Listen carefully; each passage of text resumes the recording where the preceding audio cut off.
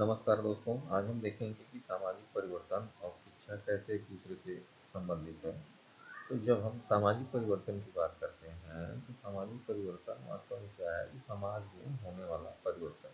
हाँ, ये दो शब्दों से मिलकर बना है समाज और परिवर्तन, जो जिसमें परिवर्तन का अर्थ है भिन्नता। हाँ, तो भिन्नता, तो इस प्रकार अगर हम देखें तो सामाजिक परिवर्तन एक ऐसी प्रक्रिया है, हाँ, और जो है समय और परिस्थिति के अनुसार से बदलती रहती है। तो समाज में होने वाले जो भी जितने भी परिवर्तन हैं वो सभी के सभी सामाजिक परिवर्तन की श्रेणी में आते हैं। अब देखें डिफिनीशन में, तो मैकाइवर और पेज क्या कहते हैं कि सामाजिक संबंधों में होने वाला परिवर्तन ही जो है आपका सामाजिक परिवर्तन है। किंग्सले डेविस कहते हैं कि सामाजिक परिवर्तन से सामाजिक संगठन या सामाजिक ढांचे में जो है परिवर्तन ही जो है सामाजिक परिवर्तन है। गिलिन और गिलिन कहते हैं कि सामाजिक परिवर्तन का अर्थ जीवन में होने वाले परिवर्तन है, चाहे वह परिवर्तन भौगोलिक दशाओं के कारण हो, आर्थिक उपकरणों के जो है कारण हो, या जनसंख्या के कारण हो, किसी प्रकार से हो, जो भी परिवर्तन है वो सब के सब आपके सामाजिक परिवर्तन के अंतर्गत आए। जोन्स कहते हैं कि सामाजिक प्रक्रियाओं, सामाजिक प्रतिमानों, सामाजिक संगठन के किसी अंग में अंतर या रूपांतरण ही जो है सामाजिक परिवर्तन कहलाता है।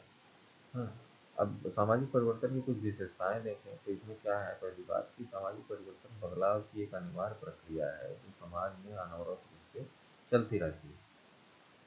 फिर है सामाजिक परिवर्तन मुख्यतः सामाजिक है। इस अवधारणा का प्रयोग प्रक्रियाओं, सामाजिक प्रतिमानों, सामाजिक अनुक्रियाओं या सामाजिक संगठन के किसी पहलू में बदलाव या रूपांतरण के वर्णन के लिए किया जाता है। सामाजिक परिवर्तन एक सार्वभौमिक घटना है, अर्थात यह परिवर्तन सभी समाजों में होता है। फिर है सामाजिक परिवर्तन का मूल्य निरपेक्ष अवधारणा है, जो कि समाजशास्त्री किसी परिवर्तन का अध्ययन इस रूप में नहीं करते कि अच्छा या बुरा, वांछनीय या अवांछनीय। हाँ, फिर है सामाजिक परिवर्तन एक वस्तुपरक या वैज्ञानिक अवधारणा है, जिसके अंतर्गत समाज में छोटे पैमाने पर हुए परिवर्तन से लेकर बड़े पैमाने परिवर्तन सभी आते हैं। फिर है सामाजिक परिवर्तन की गति असमान या तुलनात्मक होती है।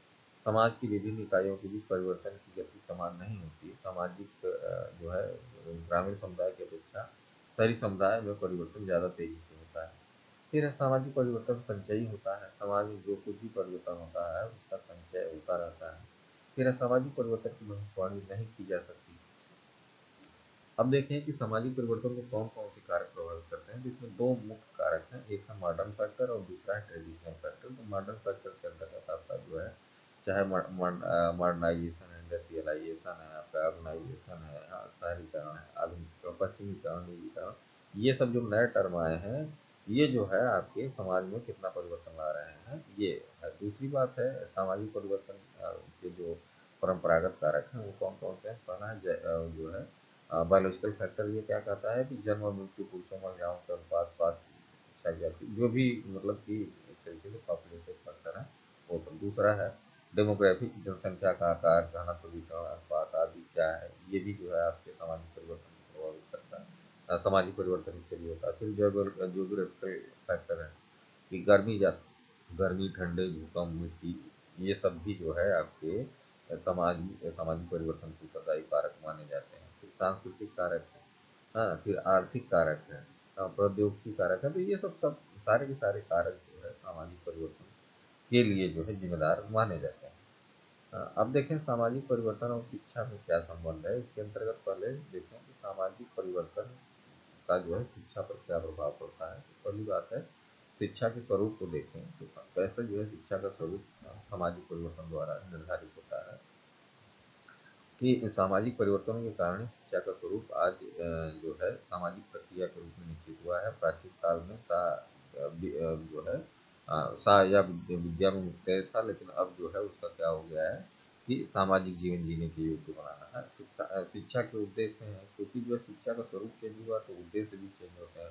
हाँ, कि पहले के समाजों में क्या था, हाँ, आज के समाज में इतना परिवर्तन हुआ। हाँ, जो विभिन्न जो है राष्ट्रों में जिस प्रकार की जो है वहाँ पर परिवर्तन हो रहा है, उस प्रकार से जो है जो बातें होती है। हाँ, कि अभी जो है भारत में व्यावसायिक और औद्योगिक क्षेत्र में ज़्यादा जो है विकास की बात की जा रही है। तो शिक्षा का उद्देश्य भी उसी प्रकार से निर्धारित किया जा रहा है, पाठ्यक्रम भी, है ना।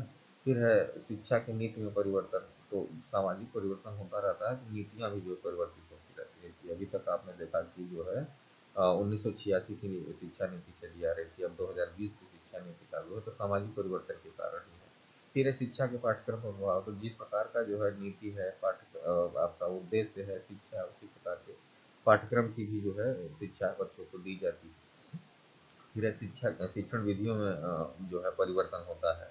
हाँ, कि पहले जो है केवल लेक्चर मेथड चलता था, आप देखें तो आप जो है डिफरेंट टाइप से लेक्चर है, सेमिनार है, प्रयोगशालाएँ हैं, हाँ, कॉन्फ्रेंस है, सिम्पोजियम है, नए-नए तरीकों से जो है पीपीटी के माध्यम से बच्चों को पढ़ाते हैं, ऑनलाइन पढ़ाते हैं, तो परिवर्तन होते रहते हैं।